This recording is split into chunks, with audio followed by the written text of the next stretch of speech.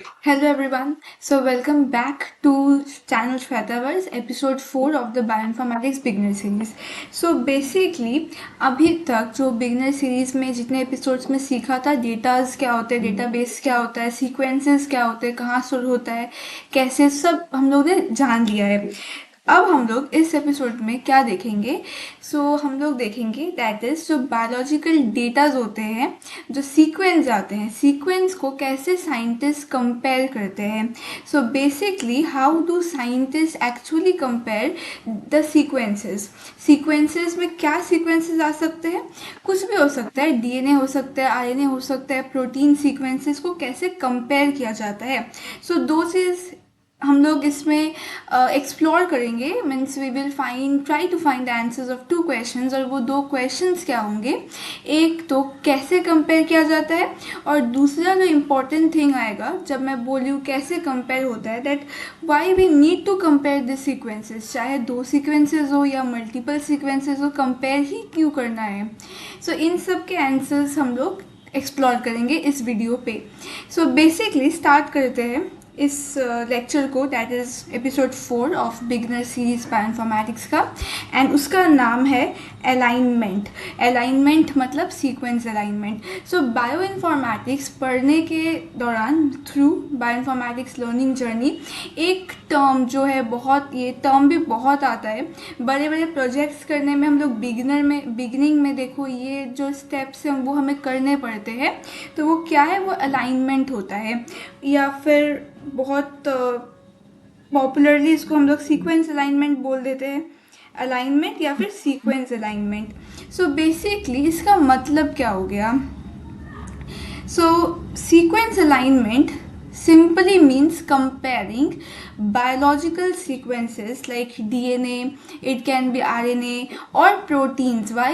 Because we want to find the similarities. Suppose इसका एक example अगर मैं एक्सप्लेन करूँ, सपोज मैंने प्रोटीन सीक्वेंसेस लिया है, तो प्रोटीन, अब सीक्वेंसेस का मतलब समझ में आ जाना चाहिए, क्योंकि ये मेरे पहले के एपिसोड्स में मैंने क्लियरली डिटेल में बताया है। तो जिन्होंने देखा है वो बहुत अच्छा है, जिन्होंने अभी तक नहीं देखा है तो बेसिक टर्मिनोलॉजीज़ के लिए पहले के 3 वीडियोज़ ज़रूर से देखें एंड देन ये वीडियोज़ देखें। बेसिकली अगर मैं प्रोटीन सीक्वेंसेस का एग्जाम्पल लूँ, तो मैंने सपोज एक प्रोटीन लिया, प्रोटीन ए, प्रोटीन बी।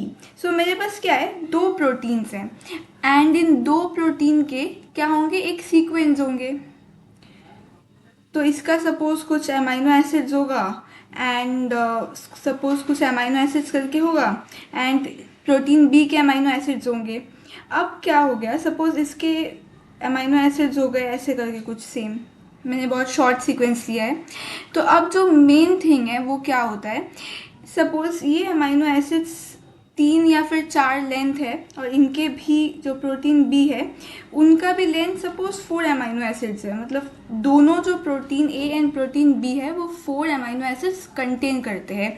इसको बहुत सिंपल से समझेंगे।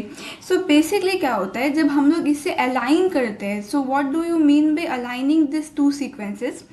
ये 4 जो सीक्वेंस हैं उनको, तब 4 अमाइनो एसिड के जो 2 सीक्वेंस हैं उनको अलाइन करने का मतलब सिंपली हमें कंपेयर करना है। इन 2 सीक्वेंस को कंपेयर करना है, क्या देखने के लिए कि इनमें कितनी परसेंट ऑफ सिमिलैरिटी है, कितना परसेंट ऑफ यूनिकनेस है। तो जैसे कि अगर मैं इस पे आऊँ और ये सपोज मैं और एक ये ठीक से लिख देती हूँ। Suppose protein A and protein B है। इस पे सपोज ऐसे कुछ एक सीक्वेंस है, और यहाँ पे भी सपोज एक सीक्वेंस बना हुआ है। ये मेरा 2 सीक्वेंसेस हो गया। अब जो मेन फैक्टर है, मैं इन दोनों को अलाइन कर रही हूँ। अलाइन या फिर कंपेयर हम लोग बाई सम टूल्स करते हैं, उनमें मैं आऊँगी कौन कौन से टूल्स है। फर्स्ट देख लेते हैं इसका मतलब क्या होता है। अलाइन करने में सपोज मैंने देखा कि यहाँ पे एम है, अमाइनो एसिड्स है, लेकिन बट यहाँ पे मैंने एक डैश लगाया है, मतलब यहाँ पे गैप है। मतलब जो प्रोटीन बी है उसके इस पोजीशन पे कोई भी अमाइनो एसिड प्रेजेंट नहीं है जो कि प्रोटीन 1 में है। ये बेसिकली डिफरेंस हो गया दोनों के बीच। तो इसको हम लोग गैप बोल देते हो, तो कोई इंसर्शन, कोई डिलीशन हो गया होगा, काइंड ऑफ म्यूटेशंस है। तो हमें समझ में आ जाता है कि yes, protein A and B के इस पोजीशन में there is a mutation at position B, मतलब at this position of the protein B. So protein B में एक म्यूटेशन है, हम लोग ये बोल सकते हैं।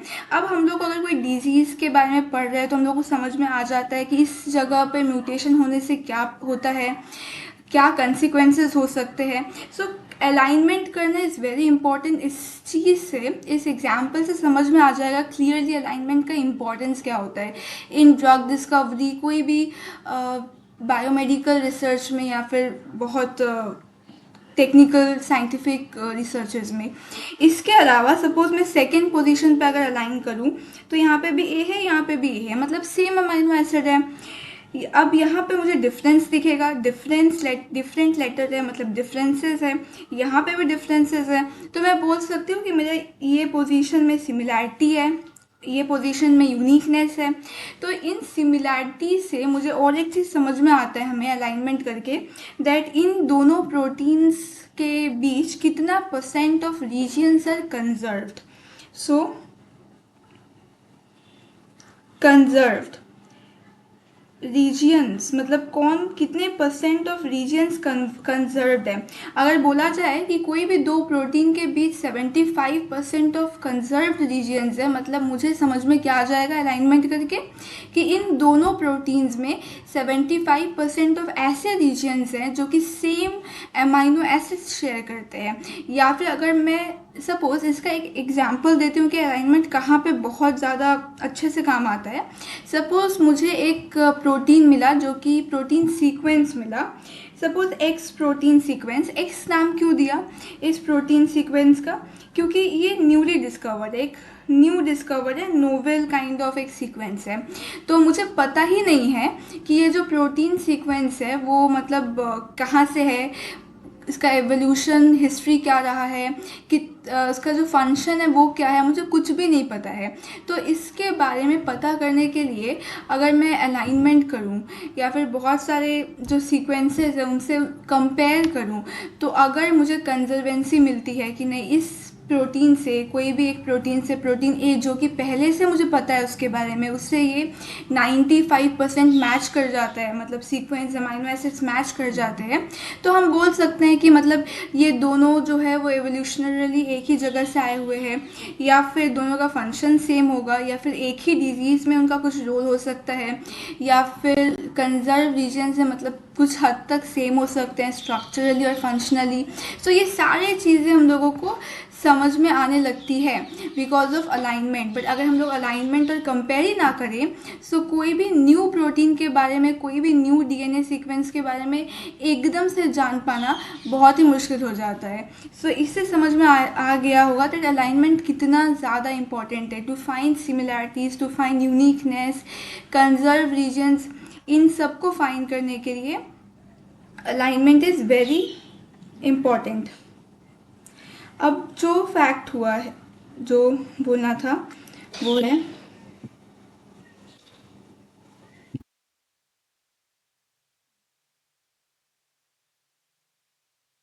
कि सिमिलैरिटी, आइडेंटिटी,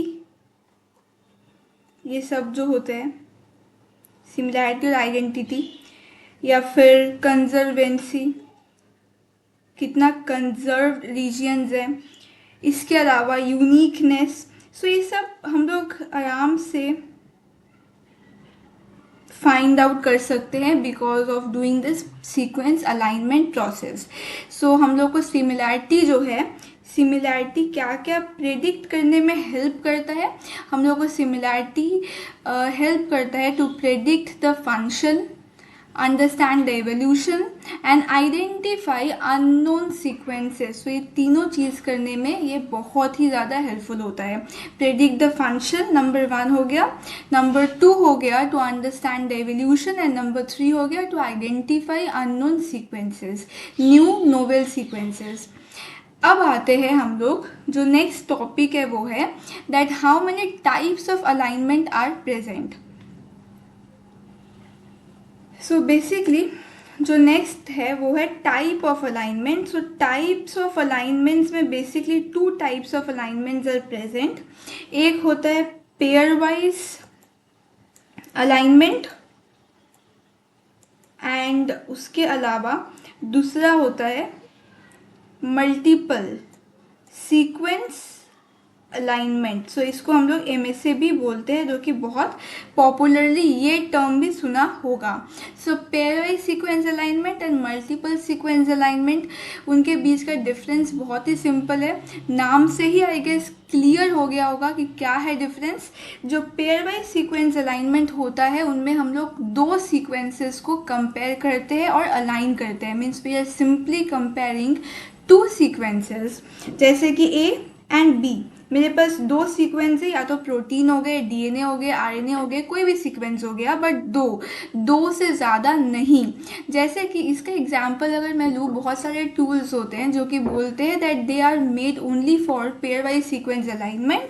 इसका मतलब क्या होता है समझना इज़ वेरी इंपॉर्टेंट. मतलब अगर उन टूल्स में मैं दो से ज़्यादा, सपोज मैंने 3 सीक्वेंसेस डाल दिए, तो वो हमें आउटपुट नहीं देगा, because that tool is meant for pairwise sequence alignment.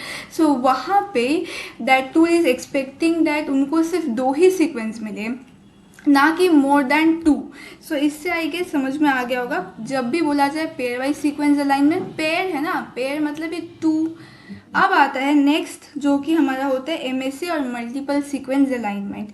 So multiple से समझ में आ रहा है, मल्टीपल सीक्वेंसेस को हम लोग एक साथ कंपेयर कर सकते हैं. लाइक हमारे पास 10 सीक्वेंसेस है, 20 सीक्वेंसेस है, तो हम लोग सब में मतलब वो 1 से लेके 20 सीक्वेंसेस जो है उनमें क्या सिमिलैरिटीज़ है, आइडेंटिटी जो है, कंजर्व रीजन, सब जान सकते हैं. एक साथ उन्हें चला सकते हैं बहुत सारे टूल्स में, और उनके कंजर्व रीजन्स को हम लोग ईजीली आइडेंटिफाई कर सकते हैं. So basically multiple and pair wise तो हो गया. नाउ अब जो थिंग है वो है, इसके अलावा और दो कंसेप्ट है, दो टर्म्स है जो कि बहुत ज़्यादा इम्पॉर्टेंट है. एक होता है, इनके एग्जाम्पल्स में भी कुछ देर बाद दिखाऊंगी तो और क्लियर हो जाएगा. एक होता है हम लोग का ग्लोबल अलाइनमेंट और एक होता है हम लोगों का लोकल अलाइनमेंट. नाउ अब इसका मतलब क्या हो गया? What is the meaning of global alignment? What is the meaning of local alignment? Global alignment का मतलब होता है दैट इज़ हम लोग के पास एक पूरा सीक्वेंस है, और अगर कोई टूल ग्लोबल अलाइनमेंट कर रहा है या हमें ग्लोबल अलाइनमेंट करना है, मतलब हमें पूरे सीक्वेंस का स्टार्ट से लेके एंड तक, A से लेके Z, मतलब फुल सीक्वेंस हम लोग कंपेयर कर रहे हैं, अलाइन कर रहे हैं, तो that is called as global alignment. मतलब फुल ग्लोबल, नेम से थोड़ा आइडिया लगेगा. ग्लोबल मतलब फुल एंटायर सीक्वेंस को, मतलब हम लोग ग्लोबल में जो टर्म आता है, जो मेन कीवर्ड है रिमेंबरिंग के लिए जो ज़रूरत होगा वो है एंटायर. यही है ग्लोबल का कीवर्ड, कि हम लोग एंटायर सीक्वेंस को basically from start to end align करते हैं इन ग्लोबल अलाइनमेंट टूल्स. तो वो जितना भी सीक्वेंस का लेंथ है वो पूरा सीक्वेंस को अलाइन कर देगा एंड कंपेयर कर देगा. बट लोकल अलाइनमेंट का मतलब क्या होता है? लोकल मतलब कि लोकल का मतलब भी क्या होता है? कोई एक local region, right, not the full sequence but a local region from a small region. तो लोकल अलाइनमेंट यहाँ पे कुछ इसी तरह से है, बट थोड़ा डिफरेंट है. जो लोकल अलाइनमेंट होता है उसका मतलब होता है that it focuses only on the best matching region. So what this local alignment is focusing on? So it basically focuses only on the best matching region. अब इसका मतलब क्या हुआ? दैट बेस्ट मैचिंग रीजन पे focus करता है. मतलब हमारे पूरे सीक्वेंसेस में सपोज जो भी ऐसा रीजन है जहाँ पे जो अमाइनो एसिड्स हैं, in case of protein and nucleotides जो होते हैं इन केस ऑफ DNA, से मैं प्रोटीन के एग्जांपल से समझा रही हूँ, बट हम लोग कंपेयर सब तरीके के सीक्वेंसेस को करते हैं, DNA हो, प्रोटीन हो, एवरीथिंग. तो अगर मैं प्रोटीन के पर्सपेक्टिव से बोलूँ तो हमारे अमाइनो एसिड्स आते हैं. तो जितने सपोज एक सीक्वेंस में हमारे जो अमाइनो एसिड्स सेम हो गए, वो हमारे क्या हो गए, बेस्ट मैचिंग रीजन से मैच कर रहे हैं। तो उसी पार्ट का जो डिटेल्स हमें देता है वो हमें लोकल हमने बोल देते हैं। लोकल मतलब बेस्ट पार्ट ओनली, ग्लोबल मतलब एवरीथिंग, जो भी दिया हुआ है सबको कंपेयर कर दो। एंड लोकल बेसिकली जो बेस्ट पार्ट है सिर्फ उसी में रहेगा, उसी को कंपेयर करेगा, जो बेस्ट मैचिंग रीजन है।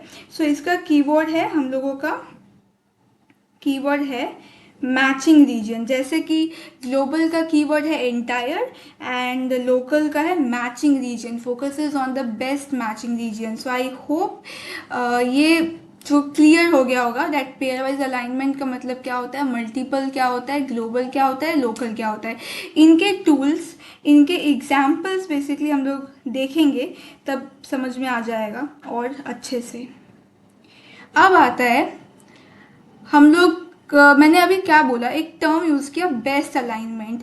सो बेसिकली जो थिंग हुआ, क्वेश्चन आता है that how a computer decide that what और which is the best alignment, कि ये बेस्ट अलाइनमेंट, ये जो सीक्वेंस है, ये सीक्वेंस हमें बेस्ट अलाइनमेंट दे रहा है। तो समझ में कैसे आता है कि बेस्ट अलाइनमेंट कौन सा है। तो ये जो बेस्ट अलाइनमेंट का केस होता है वो सॉल्व होता है something called as a scoring system. तो अब इनमें हम और एक टर्म जो कि यूज़ करने वाली हूँ वो है स्कोरिंग सिस्टम।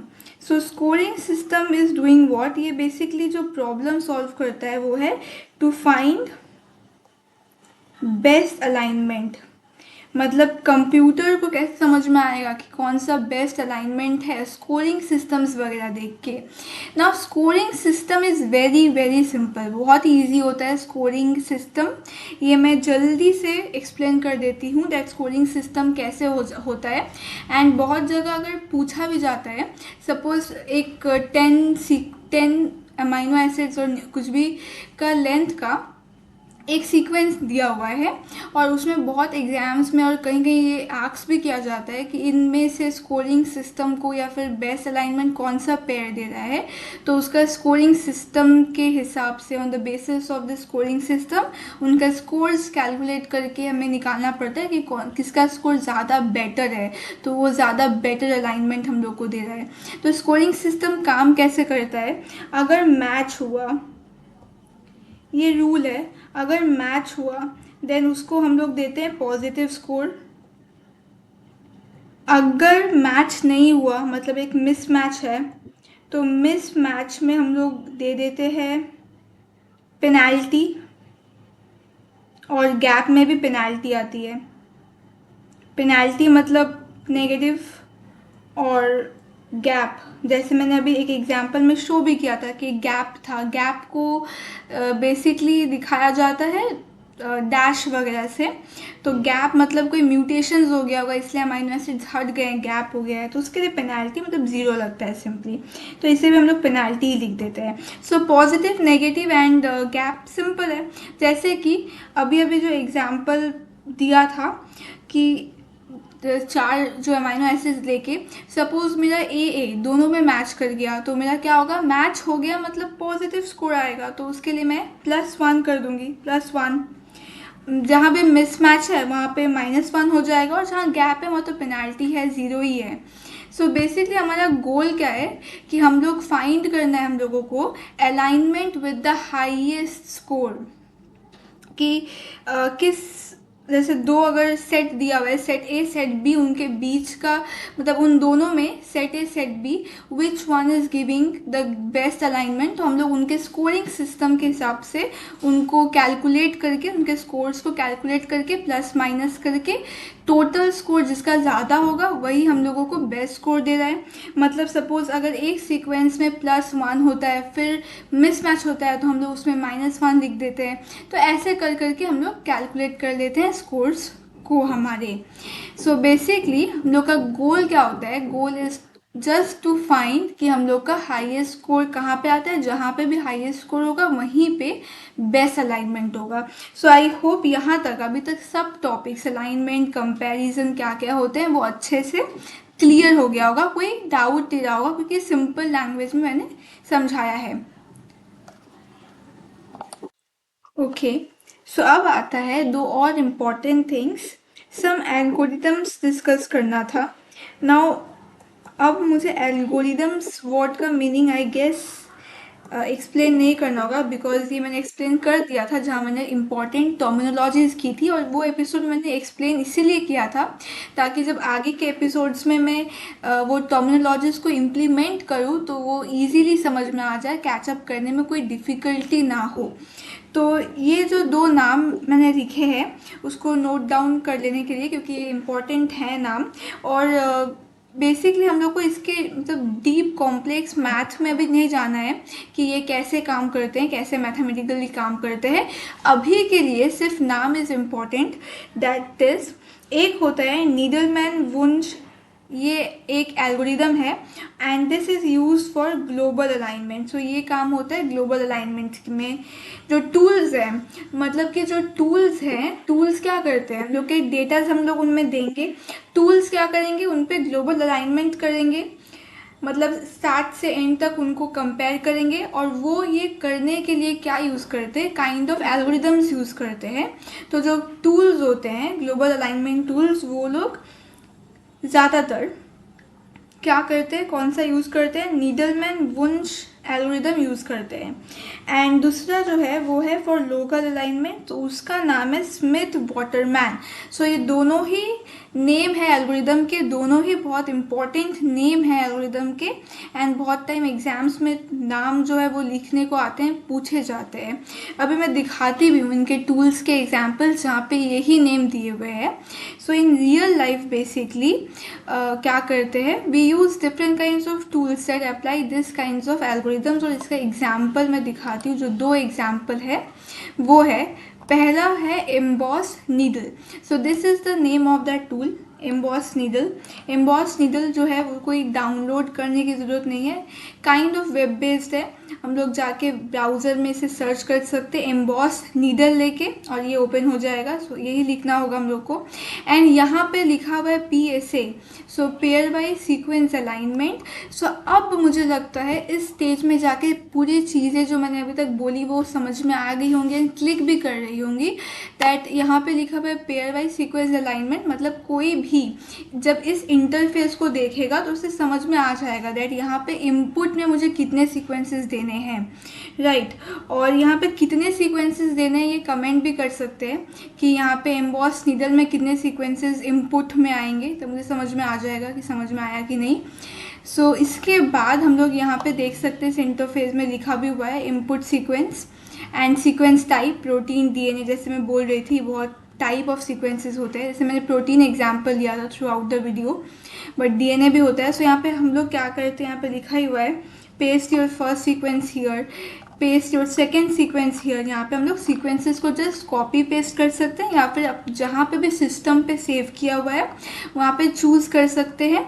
यहाँ पे अपने आप वो सीक्वेंसेस ले लेगा एंड यहाँ पे आउटपुट आके यहाँ पे हम लोग सबमिट कर सकते हैं, तो यहाँ पे आउटपुट हमें दे दिया जाएगा। बट जिसके लिए मैंने एम्बॉस नीडल का इंटरफेस ओपन किया था, दिस इज़ अ टूल, ये टूल से हम लोग अलाइनमेंट करते हैं। बहुत सारे टूल्स हैं, वो टूल्स के लिस्ट भी मैं आप लोग को दे दूँगी, अलाइनमेंट टूल्स के लिस्ट जल्दी ही आ जाएगा। बट बेसिकली इसका मैंने इसको क्यों दिखाया, इस वीडियो पे इंक्लूड क्यों किया, बिकॉज यहाँ पे जो लिखा हुआ है emboss needle reads two input sequences and write their optimal, basically यहाँ पे लिखा हुआ है optimal global sequence alignment to file. So basically यहाँ पे लिखा ही हुआ है कि ये जो नीडल है वो क्या करता है, ग्लोबल सीक्वेंस अलाइनमेंट करता है। This is used for the global sequence alignment and so हम लोग को दिमाग में रखना पड़ेगा, दैट इज़ एक थोड़ा कंफ्यूजिंग हो सकता है बिकॉज दूसरे टूल का नाम भी कुछ कुछ सेम है, बट फिर भी याद हो जाएगा करते करते। लाइक एम्बॉस नीडल किसके लिए होता है, emboss needle means global alignment, and global alignment का एल्गोरिदम मैंने वहाँ पे लिखा था जो कि था नीडलमैन वुंश एल्गोरिदम। एंड दूसरा टूल हमारे पास है एम्बॉस वाटर। सो एम्बॉस वाटर यहाँ पे लिखा हुआ है is basically for the local alignment and ये रहा एम्बॉस वाटर। तो इसका PSA मतलब इनमें कितने सीक्वेंस हमें इनपुट देने हैं, अब समझ में आ गए होंगे। ये कमेंट भी कर सकते हैं कितने सीक्वेंस इनपुट होंगे यहाँ पे इन दोनों टूल्स में। अब आता है uses the Smith Waterman algorithm to calculate the local alignment. So यहाँ पे भी सेम इंटरफेस है, बहुत ही user friendly beginner friendly interface है दोनों टूल्स का, वेब बेस्ड टूल्स का। एक होता है हम लोग का क्लस्टल ओमेगा। सो अगर मैं इसको दिखाऊँ, क्लस्टल ओमेगा, सो क्लस्टल ओमेगा हम लोगों का मल्टीपल सीक्वेंस अलाइनमेंट टूल है। So this is an example of multiple sequence alignment tool. यहाँ पे भी MSA मेंशन कर दिया गया है and same kind of interface है, तो बट जो डिफरेंट है वो PSA एंड MSA। सो अब ये समझ में आ गया होगा। सो ओवरऑल क्या बोलना था, दैट सीक्वेंस अलाइनमेंट जो है helps us to compare the biological sequences and understand their relationships in a meaningful way, कि उनका एवोल्यूशन स्टेटस क्या है, उनका रिलेशनशिप्स क्या है। तो ये सब समझने में बहुत ही हेल्पफुल होता है एंड ये बहुत ही इम्पॉर्टेंट है भी सीक्वेंस अलाइनमेंट जानना, क्योंकि कोई भी प्रोटीन सीक्वेंस को लेके कुछ भी काम करने से पहले हम लोगों को उसका रिलेशनशिप या फिर एवोल्यूशनरी स्टेटस क्या है या फिर फंक्शंस क्या हो सकते हैं, इनसे नोन कोई और प्रोटीन है कि नहीं जो हम जानते हैं, इन सब चीज़ों को जानना बहुत इम्पॉर्टेंट हो जाता है। सो बेसिकली ये मैं वीडियो जो है अलाइनमेंट का introduction, some tools of alignment, types of alignment, क्यों इम्पॉर्टेंट है, why we compare the sequence, how we compare the sequence, और कुछ कुछ टर्म्स जो कि रिलेट करते हैं इन सब से, तो वो मैंने कवर किया। एंड इस वीडियो को मैं शॉर्ट ही रख रही हूँ क्योंकि लॉन्ग वीडियो में ज़्यादा कन्फ्यूजन हो जाएगा, इसलिए शॉर्ट वीडियोस रख रही हूँ मैं, कि ये आई होप इस वीडियो का जो टॉपिक था अलाइनमेंट समझ में अच्छे से आ गया होगा, जो टर्मिनोलॉजीज थी अच्छे से समझ में आ गए होंगे, टाइप्स भी समझ में आ गए होंगे। सो नेक्स्ट वीडियो में हम लोग क्या करेंगे, हम लोग का सिलेबस था जो मैंने स्टार्टिंग में भी बताया था, तो इनमें हम लोग जो इंट्रोडक्शन पार्ट्स है वो हो चुका है। अब इनमें हम लोग जो न्यू टॉपिक्स है, सपोज स्पैम क्या होता है, ब्लॉसम क्या होता है, ब्लास्ट में कैसे यूज़ होता है, एंड बहुत सारे जीन प्रेडिक्शन मेथड्स, तो ये सारी चीज़ें अब नेक्स्ट वीडियोज़ में आने वाली हैं। तो ये बहुत ही नेक्स्ट वीडियो तो बहुत ही इंटरेस्टिंग होने वाला है। एंड इस वीडियो पे जो इंट्रोडक्शन पार्ट्स था वो हम लोग का इजीली आई होप क्लियर हो गया होगा दैट अलाइनमेंट क्या होता है। सो नेक्स्ट वीडियोस में जो एडवांस टॉपिक्स होगा उसको कैचअप करने में कोई डिफ़िकल्टी नहीं होने वाली है। सो बेसिकली जिन्होंने अभी तक first second third videos lectures नहीं देखे हैं तो वो ज़रूर से वीडियोस लेक्चर देखें एंड फिर इस वीडियो में आए, अलाइनमेंट वीडियो पे आए, तो सब चीज़ें बिगिनर स्क्रैच से क्लियर होना शुरू होंगी, बायोइन्फॉर्मेटिक्स का फाउंडेशन बनना शुरू होगा। एंड बहुत सारे जो रोड मैप्स ऐसे वीडियो में सजेस्ट किए थे तो वो भी देखें, क्योंकि उसके बाद बहुत ही क्लियर कट एक व्यू बनेगा दैट बायोइन्फॉर्मेटिक्स सब्जेक्ट के बारे में। So if you found this helpful, this video helpful, don't forget to like, comment and subscribe for more bioinformatics content. And of course episode 5 तो आने ही वाला है bioinformatics beginner series में. So see you in episode 5. तब तक के लिए stay tuned.